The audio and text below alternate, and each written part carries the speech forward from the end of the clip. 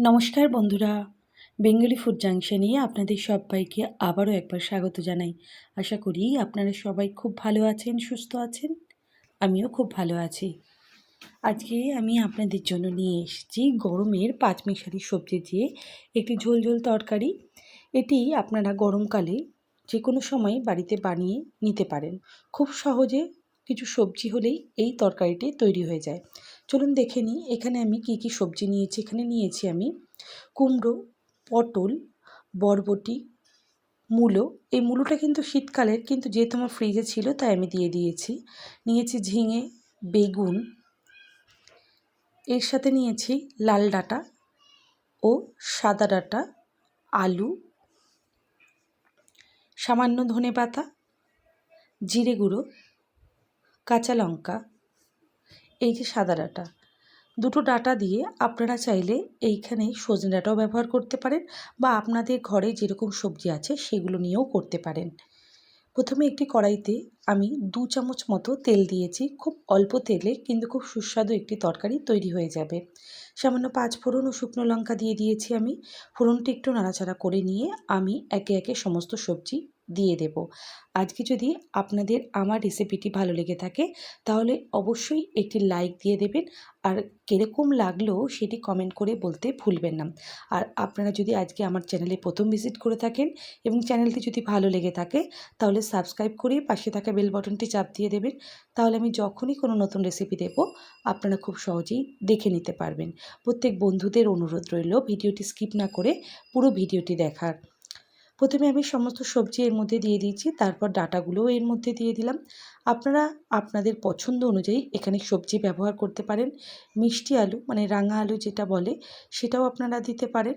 এছাড়া আরও অন্যান্য যে ধরনের সবজি আছে সেটিও আপনারা ইউজ করতে পারেন। এই সময় গরমকালে বাজারে সবজি যেগুলো পাওয়া যায় সেগুলো দিয়ে আজকে আমি এই রেসিপিটি তৈরি করেছি।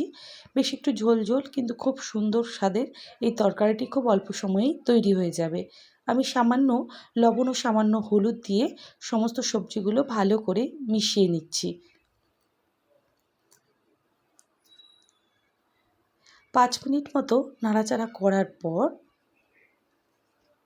আমি এটি ঢাকা দিয়ে দেব।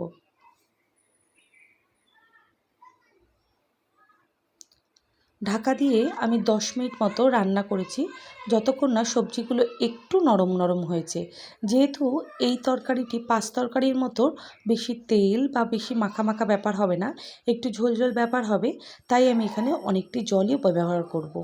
এরপর এখানে আমি 4 থেকে 5টি কাঁচা লঙ্কা ভালো করে থেঁতো করে এই সবজি মেশানোর মধ্যে দিয়ে দিলাম। আপনারা যদি ফেসবুক পেজ থেকে আমার এই ভিডিওটি দেখেন তাহলে পেজটি লাইক করে ফলো করতে একদমই ভুলবেন না। এরপর আমি এখানে 1 থেকে 1.5 চামচ মতো জিরে গুঁড়ো দিয়ে দিলাম। জিরে দিয়ে আরও একবার সবজিগুলো ভালো করে নাড়াচাড়া করে নেব। কাঁচা লঙ্কা ও জিরে গুঁড়ো দেওয়ার পর আমি আরও একবার ভালো করে সবজির সাথে মিশিয়ে নিচ্ছি, যাতে মশলাটি ভালো করে সবজির সাথে মিশে যায়। এরপর আমি এখানে জল অ্যাড করে দিচ্ছি। আমি মোট 3 বাটি মতো এখানে জল দিয়েছি।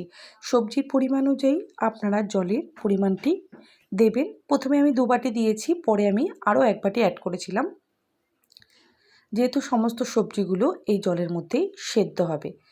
এই তরকারিটি আমি লোহার কড়াইতে রান্না করেছি বলে একটু কালারটি কালচে কালচে ধরনের হয়েছে। এরপর রঙের পরিমাণ অনুযায়ী আমার আরেকটু হলুদ দিয়ে দিলাম। ভালো করে আরও একবার সবজিগুলো মিশিয়ে নিচ্ছি। আমি এখানে গরমকালে যে থোড় পাওয়া যায় সেটি ব্যবহার করিনি, যেহেতু আমার ছিল না। আমি প্রথমেই বলেছি আপনারা আপনাদের প্রয়োজন মতো বা আপনাদের ঘরে যেরকম সবজি আছে সেই অনুযায়ী সবজি দিয়ে দেবেন।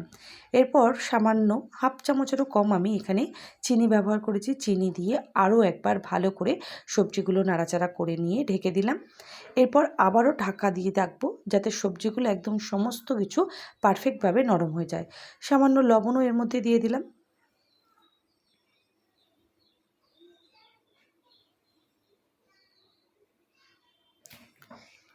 সবজি যখন মোটামুটি সেদ্ধ হয়ে নরম হয়ে আসবে তখন আমি কুচনো ধনেপাতা এখানে অ্যাড করে নিচ্ছি। যদিও এখন ধনেপাতার সিজন না, তবু আমার ঘরে থাকাতে এবং ধনেপাতার স্মেলটা আমার খুব ভালো লাগে, তাই আমি এখানে অ্যাড করছি। আপনারা চাইলে ধনেপাতাটি স্কিপ করতে পারেন। দেখতেই পাচ্ছেন সমস্ত তরকারি সেদ্ধ হয়ে গিয়েছে এবং ডাঁটাগুলিও খুব ভালোভাবে নরম হয়ে গিয়েছে।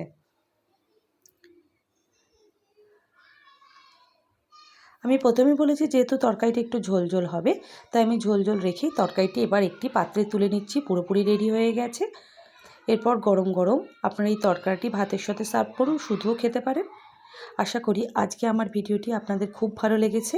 সবাইকে অসংখ্য অসংখ্য ধন্যবাদ ভিডিওটি দেখার জন্য। সবাই ভালো থাকবেন, সুস্থ থাকবেন।